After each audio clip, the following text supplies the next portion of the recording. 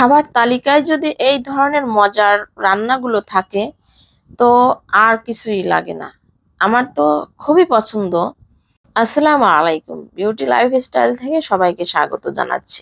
আজকে সেহরির জন্য রান্না করার প্রস্তুতি নিলাম এবং সেহরির খাবারে আমি কিছু আমার পছন্দের খাবারগুলো রাখছি। হয়তো অনেকের পছন্দ নাও হতে পারে, বিশেষ করে এই যে ছোট ছোট উচ্ছে, আর অনেকে করলাও বলে থাকে, তো আমরা ছোট উচ্ছে বলে থাকি। তো এই উচ্ছে গুলো আমি চিংড়ি মাছ দিয়ে ভাজি করব, আর সাথে হচ্ছে পটল দিয়ে মাছ দিয়ে একটা ঝোল করব, সাথে অল্প একটু আলুও দিয়েছি। আর বিশেষ করে এই ধরনের খাবারগুলো আমার বেশি মজা লাগে, কারণ বাটা মশলা দিয়ে হচ্ছে আমি অল্প কিছু মাছ আর পটল আলু দিয়ে ঝোলটা রান্না করে নিব। প্রথমে আমি আমার উচ্ছে ভাজিটা করে নিব। আর বিশেষ করে খাবারের তালিকায় এই উচ্ছে ভাজি যদি থাকে, আমার আর কোনো খাবার লাগেই না। আমার এতটা পছন্দ। আর এর সাথে একটু চিংড়ি মাছ দিব, আর চিংড়ি মাছ দিলে তো আরো বেশি স্বাদ বেড়ে যাবে। গরমকালে এই উচ্ছে ভাজিটা দারুণ মজার হয়। বিশেষ করে সেহরিতে তো এই ধরনের খাবার আরো বেশি ভালো লাগে। আর উচ্ছে যদি একটু হাতে মেখে রান্না করা যায় তাহলে তো অসাধারণ হয়। আমি চেয়েছিলাম আজকে হাতে মেখে রান্না করব, তা ভুল করে আমি চুলোটা জ্বালিয়ে দিয়েছি। আর যেহেতু কড়াইটাও গরম হয়ে গিয়েছে, তো আর হাতে মাখানো হলো না। তো উপর দিয়ে অল্প আছে একটু মেখে তারপর রান্না করব। হলুদ লবণ সবকিছু দিয়েছি, পেঁয়াজ একটু বেশি করে দিতে হবে। তারপর চিংড়ি দিয়ে দিলাম। এখন আমি উচ্ছে ভাজিটা করে নিব। আর এই উচ্ছে ভাজি একটু বেশি নাড়াচাড়া বলতে কি বেশি সিদ্ধ হলে তখন তিতা হয়ে যায়। আর আমার রান্নাটা তো আমার নিজের কাছে খুবই ভালো লাগে। আর একটু আহ, অল্প কয়েক সেকেন্ড একটু ঢেকে দেব, তারপর আর ঢাকবো না।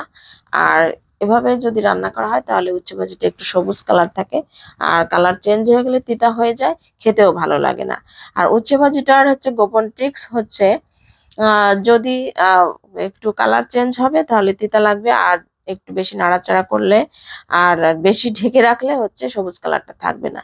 তো আমি কয়েক মিনিট, একটু মিনিটও না, কয়েক সেকেন্ড আমি ঢেকে তারপর তুলে নেব।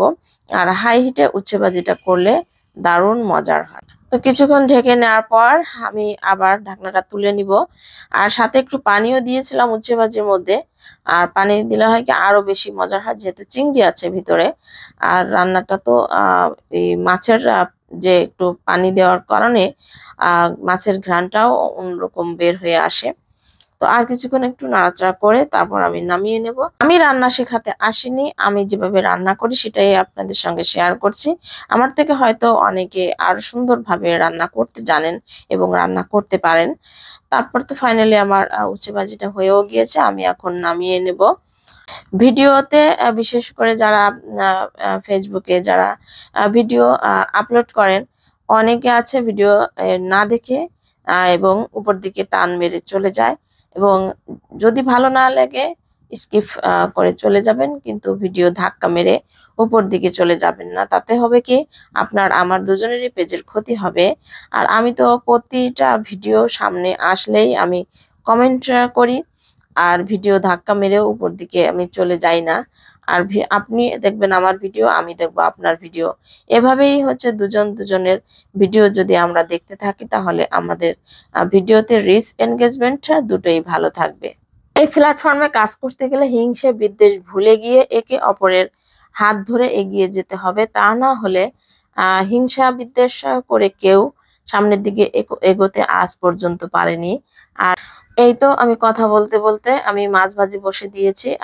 অল্প কিছু মাছ রান্না করব, শুরুতে বলেছিলাম, যেহেতু সেহরিতে দুজনেই খাবো।